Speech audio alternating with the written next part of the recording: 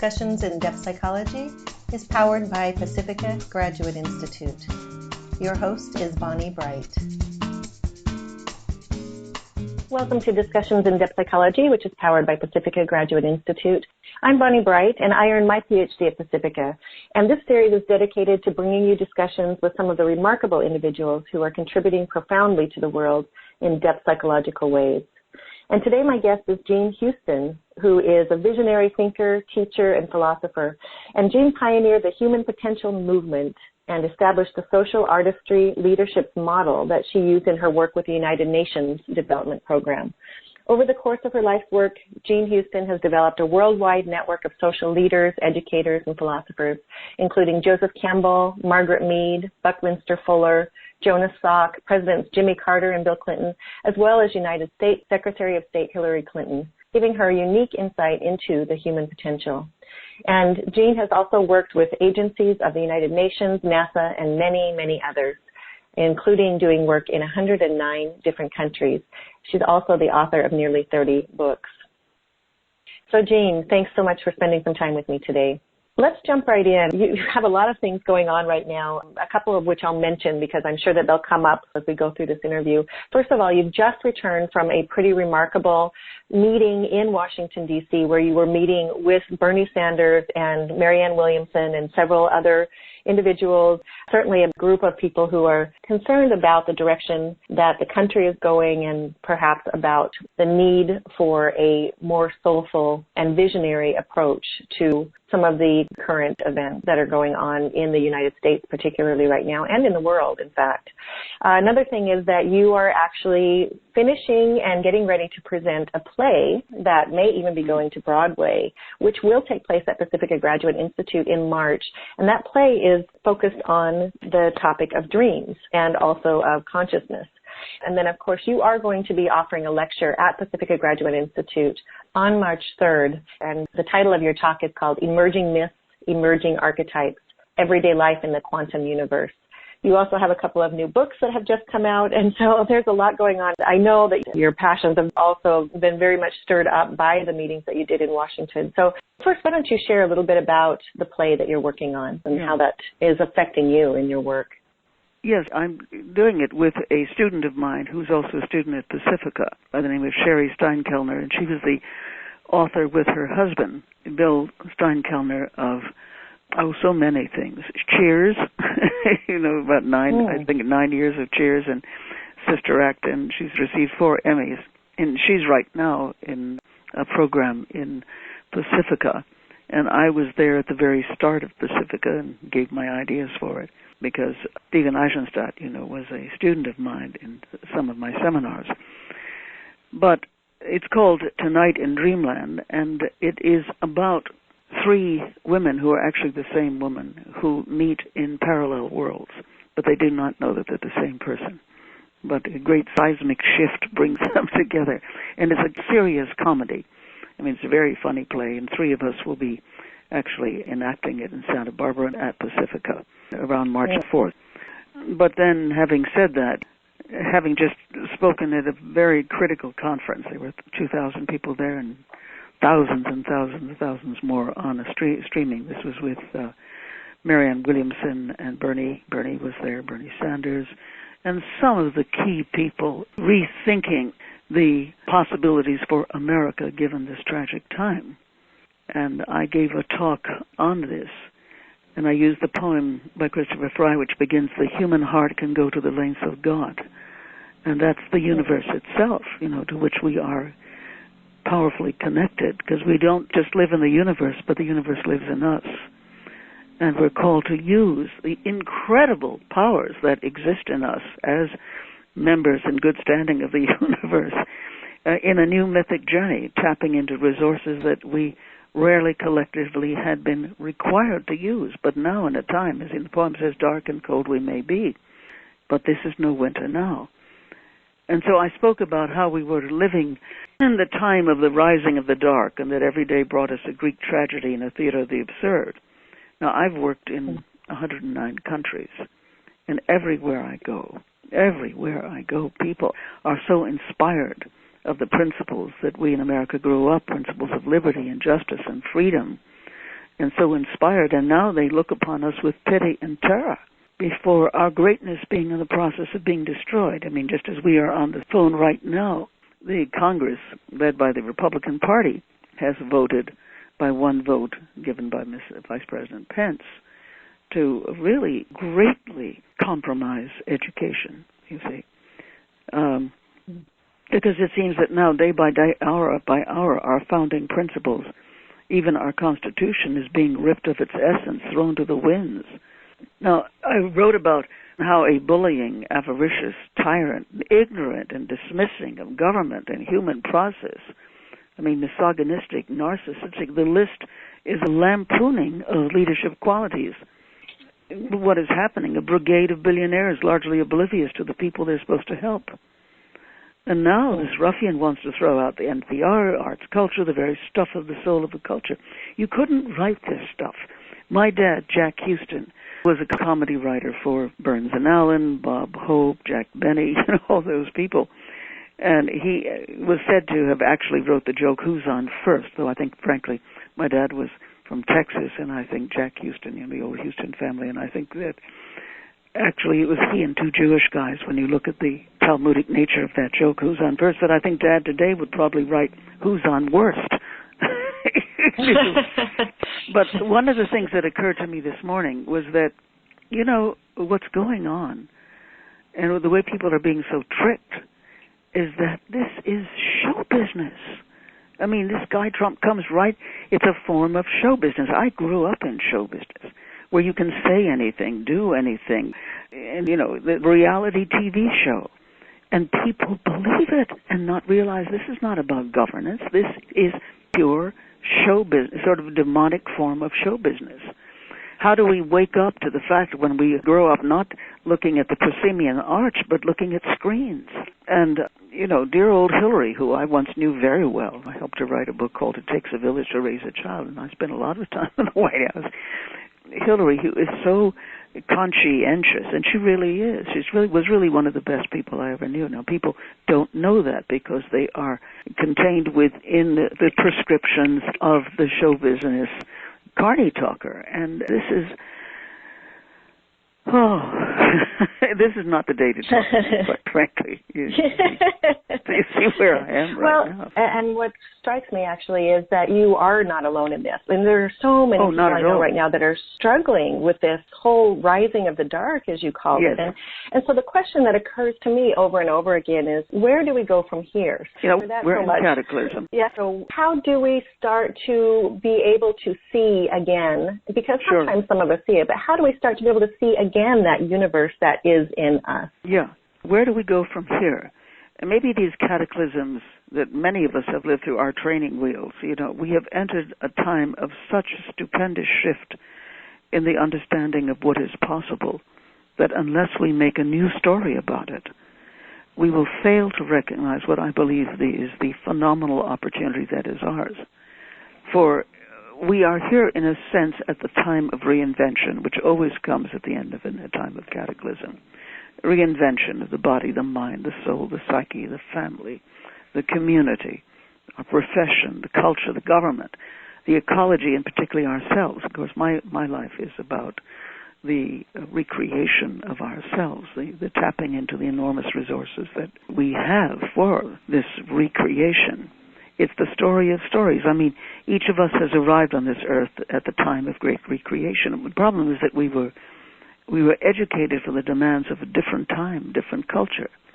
And we're called to be re-educated, to use so much more of ourselves, and thus to be able to meet the many, many new challenges that confront us. I mean, we have no choice, I believe, but to enter into greatness. We have no choice but to democratize greatness and to use the whole continuum of the human and divine potential. We've always known that this is not only possible, it's what's expected of us.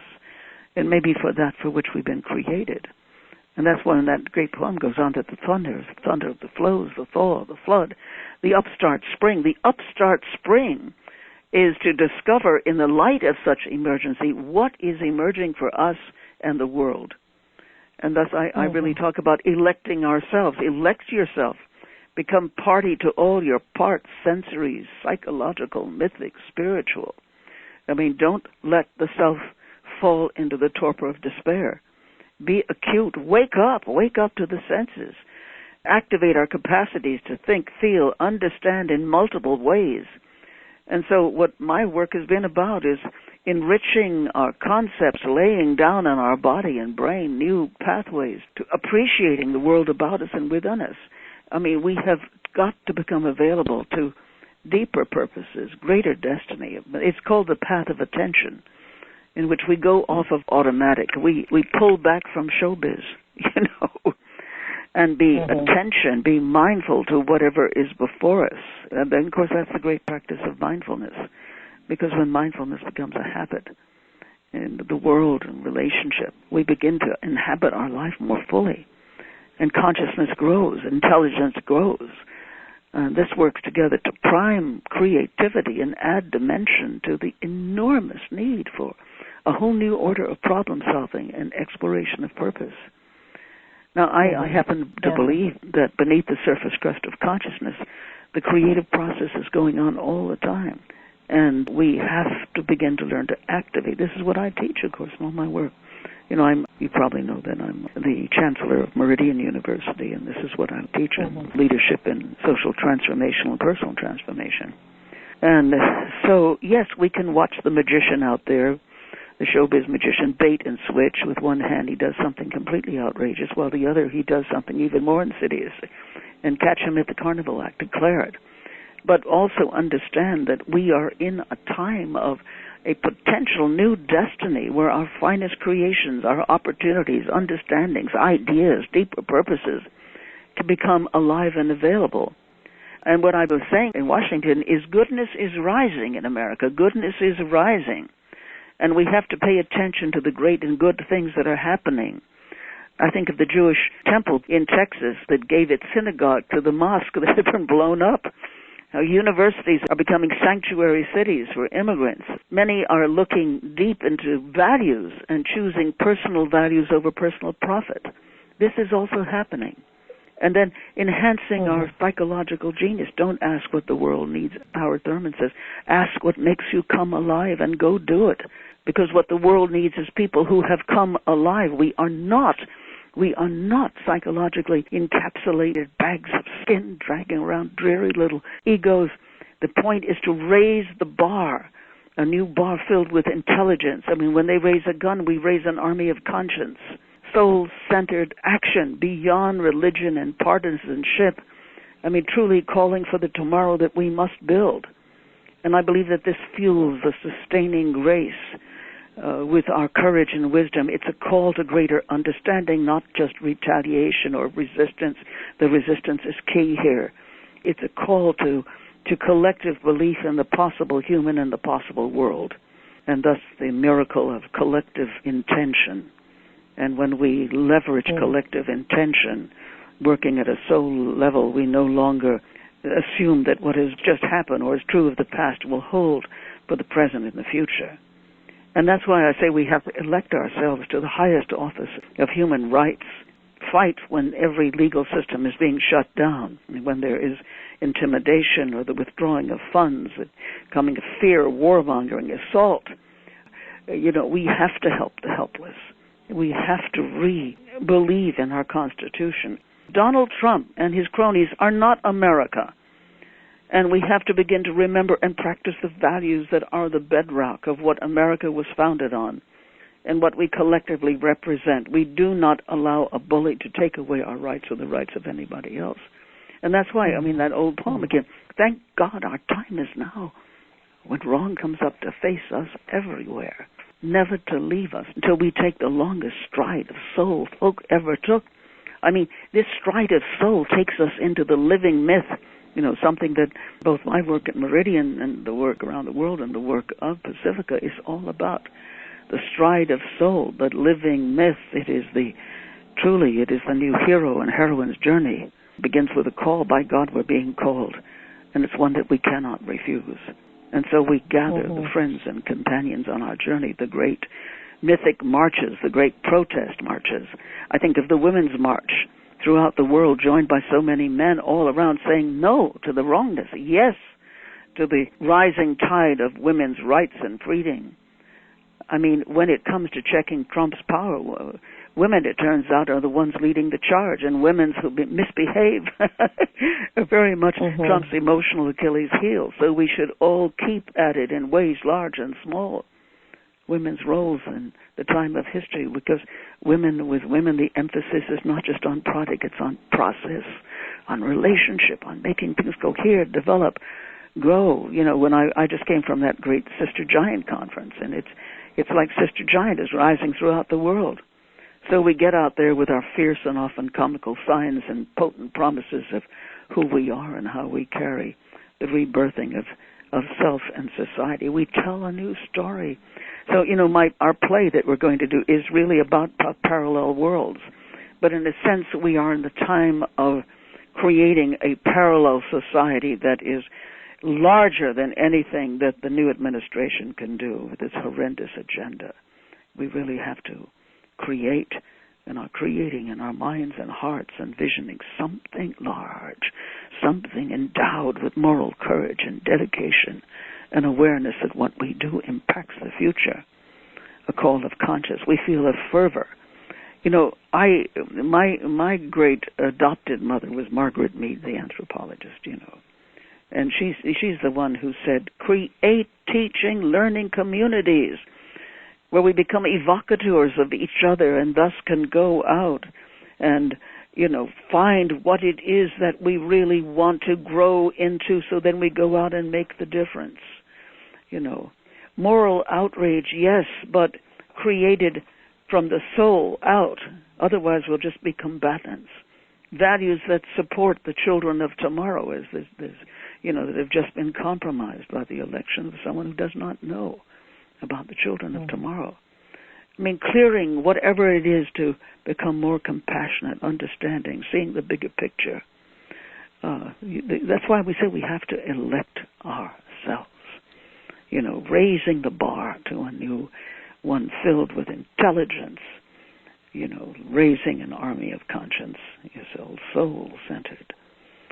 So I think that what we are doing is, I mean, the enterprise is exploration into God, as the poem says. You know, the great German philosopher George Hegel said, he spoke about world historical individuals, people whose particular passion corresponds to the passion and the turning of the time.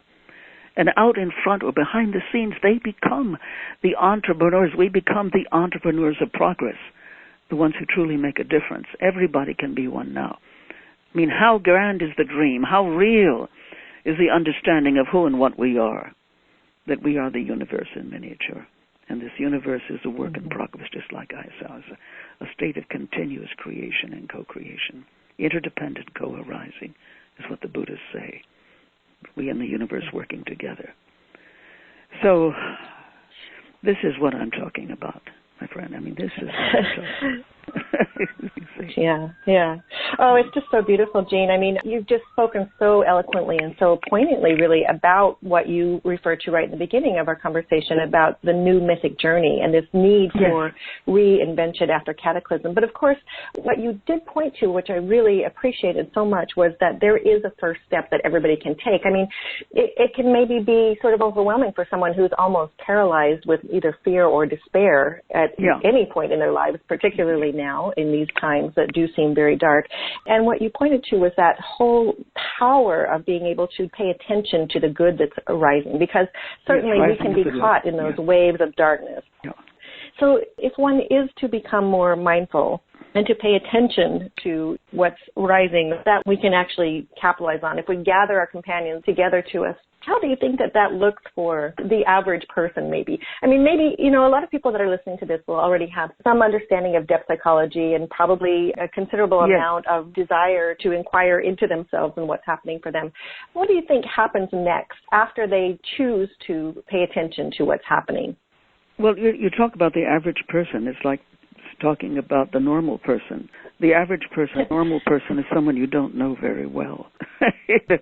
I mean, the enterprise is exploration of God. I think it's an engaged spirituality. I think of the wonderful words of Bill Moyers, who declared that Faith-based charity provides crumbs from the table. Faith-based justice offers a place at the table. I mean, you don't just pull people out of the river before they drown. You go upstream and see who is drowning them, what is trying to throw them in. I think this is the recognition. Yes, it is a phenomenal time in history. I mean, never before has so much of the population and the world been attempting to make themselves relevant to the time. I mean, not just to redress old wrongs and to recover the ancient wisdoms of indigenous people and to fight for them as they did, you know, in Dakota, but in the ways of nature that can be put into modern and future process to cross the great divide of otherness, to enter into radical empathy and to regard the huge problems of our time as opportunities in work clothes. Wake up. I mean, we never doubt that, as Daryl Margaret said, that a small group of thoughtful, committed citizens can change the world. Indeed, it is the only thing that ever has. And now it is massive numbers of people coming together in small and committed groups, but coming together. And the fact that the rising of the dark is being met by the rising of goodness. So what do? I think we do get together. Because people together in a time of so much shift, really saying, what can we do in large and small ways? We've got to clear our inner self of the darkness that we feel. And as you rightly said, Bonnie, that people are getting fearful, and we don't have time for that. We have time now for action. You know, get together. What can we do? What can we do in small and large ways? How can we go out and make a difference? And this is what is so, so, so important. I think that since you were talking about Pacifica and also Meridian, there are these conclaves of intelligences and of new orders in education that really inspire us, truly inspire us to make that difference. And it isn't just in the protest, and it's not just in the resistance. It is the insistence that it is the acceptance of the enormous orders of intelligence and understanding of which we are a part, and then going out and tapping together into it and profoundly making a difference. As I said, I believe profoundly that we are coded for greatness. We are coded with gifts and creativity, and can we learn to harness the different futures that are within us. We are coded for the quest and discovery of what lies within, what is larger than our little local selves, and how we can begin to engage the possibilities that are calling us into greatness, because we're living in the time of the changing of the game. Mm-hmm. Yeah. How can we look at this from a personal standpoint, do you think? I mean, there's so much room for transformation, and it's kind of easy for me, at least, to look out into the culture and say this needs to change and that needs to change. But I'm also really aware, and of course Jung said this too, that the change really has to happen with the individual, that we need to be willing to do our own individual work in order for something to change. How can you bridge or reconcile that need between the personal and the collective? You know, again, when I look at all the countries that I've lived in, and my work has taken me to the greatest spectrum of human need and human strivings, from the Hindu woman who cleans the streets in Bangladesh to presidents of countries that I've worked with, in the midst of an avalanche of ignorance and an avarice of greed. And I've known saints.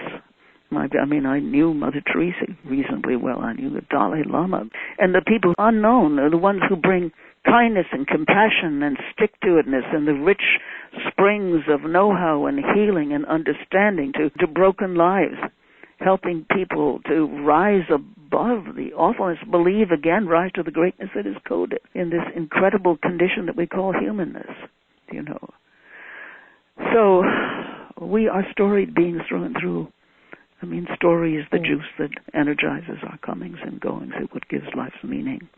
And now we find ourselves in a brand new story, but given passion and purpose by the breakdown of almost everything, all our old forms, and at the same time, through the breakthrough, the discovery of how we have access to the universal knowing. I'm reminded of the ancient Vedic Sanskrit saying that human beings are physical, spiritual beings in a meaningful and purposeful universe of unlimited consciousness within which matter forms. And I really believe that we are now living in the time of the emergence of these deeper codes within us, deeper consciousness, pushing us to greater levels of complexity, increasing diversity, organization, connectivity, and the emergence of capacities we never thought to have, but now we have to use them. Yeah, it's really important, and there are so many things that you said that I picked up on, but one maybe that I would like to just make sure that we take a few minutes to address is the whole idea of, well, you had mentioned that now is the time to take action and it's not the time for fear, and I completely agree with that, and I think that everybody who hears this will resonate with that very deeply. And at the same time, I also recognize that a lot of people are not necessarily envisioning themselves being out in the street marching, even though that Women's March, as you mentioned, was so profoundly... But you can't just protest. You also have to have ideas, you see, and come together with the ideas. I mean, there's almost the creation, as I said, just like my play is about parallel universe. It's almost like the way the founding fathers and mothers created this glorious country with ideas, with people coming up with what do we offer that is better, that is higher. What do we offer in education? I mean, I've never met a stupid child. I've met incredibly stupid systems of education, but now even stupider ones look like they're going to come forward. The fact is that... for example, give an example, when you put art back as central, children do not fail. I mean, look at the National Association of Art Educators. Ask them, what does a really great art education look like? What does it feel like? It's something that I've done in many schools all over the world, putting the art and the culture back into education. People say peace. Well, you can't have peace as an insipid dove. You know, peace has to be sexy, rich. I mean, don't let the war boys hog it all, the spit and the spice and the glamour. You know, peace is full of energy and passion and creativity and tapping into the higher orders, or deep orders, or natural orders of awareness, where children really, really learn to explore and work with the fullness of what they are, whole mind, whole body education. I mean, name anything, and I can probably give you, as many other people can, what does it look like, what does it feel like. We've become so passive living behind in screens that we have forgotten the richness that we contain and the extraordinary beauty of our world. In that very fact that the crossing of diversity, the crossing of what I call the great divides of otherness, but now it's the suchness of we. Truly, it is. With that all these different cultures coming together, creating a great rainbow of culture, of song, of dance, of music, of food. And people are trying to now contain it and constrain it and thinking of it as others or dangerous. I mean, this is terrible. And when at the same time it is the time of the rising, our lives contain many times the amount of experience of our ancestors of earlier centuries. And we are heirs to what is happening of this newness. Nature through us seems to be entering into an epoch, not just of biological evolution, not so much that, but conscious evolution. And we've become conscious of our capacity to direct the next phase. I mean, we are living in the changing of the game. We are game changers. We have to be. The changing of the game at every level: climate, immigration, governance, ecology, theology, food, education, finance, industry, media, IT, relationships between cultures, the biggest of all, the rise of women to full partnership with men in the whole domain of the human agenda. Huge. But we have to celebrate that. And so the all agreed upon rules, challenges, interactivity are up for grab, and that's why the mountebank, the clown, the showbiz people are grabbed at it and brought it to a level of containment and fear, because they are not that they're bad people, but they are fearful of so much change. And that's why whenever you have an evolution of anything, whether it is society or just about anything that you can name, you always have the sunset effect. And it's the sunset blares out, as it goes behind the horizon, in orange and yellow and other kinds of colors as well. And I think the problem is that few have been trained to deal with so total a game change on every possible level. Yeah, and because how could we happening. possibly ever anticipate that? Yeah, it's such a profound change. And I think, maybe we're prone to say this has never happened before, but there's also more people and more technology and more communication and more ways of knowing what's happening on every single level. So it can be really quite overwhelming. And I think a lot of what you're talking about actually points to a really interesting theme, and that is one that Steve Eisenstadt, whom you mentioned, is the Chancellor of Pacifica. He mentioned archetypal activism. And I feel like, that's what's happening with the play that you're doing. That's what's happening with the work that you're doing. Yes. And also the new physics. I have two books that have just come out. One is called What is Consciousness? And I did it with Irvin Laszlo and Larry Dawsey. There is the whole notion that consciousness is what is at the core of the nature of reality. It isn't just the quantum field. It is that this is consciousness itself. And then the second book, we have another book that just came out called What is Reality? Yeah, and I think it comes back to the play that you're doing, too, and the whole idea that there is wisdom in these places where even those who are more introverted can tap into this kind of wisdom wherever they are and be able to bring that forth into the world to take action in whatever way that they can, in an archetypal way. So for me, I think that's the takeaway from all of this, is there is a way for each one of us to rise up in exactly the way that you were talking about, and to tap into that universe that's in us, already creating all the time. But we have to be willing to do it and be open enough to do it. And so that starts with us, right? Exactly. Yeah, beautiful. But the play also is trying to deal with this. But it's serious, but it is a very funny play. Well, it's wonderful to hear everything that you're doing, Jean. I mean, you're just such a profound force for change in our world, and it's so much needed right now. So I'm really grateful for it. You got me at a time where I'm so angry, as you see. That's good. That's the passion. That's the passion we all need. I'm really excited that you will be speaking at Pacifica in March. I've been speaking with Jean Houston, who is a visionary thinker, teacher, and philosopher. And you can find more at her website at jeanhouston.com. Thank you so much, Bonnie. Well, thank you, Jean.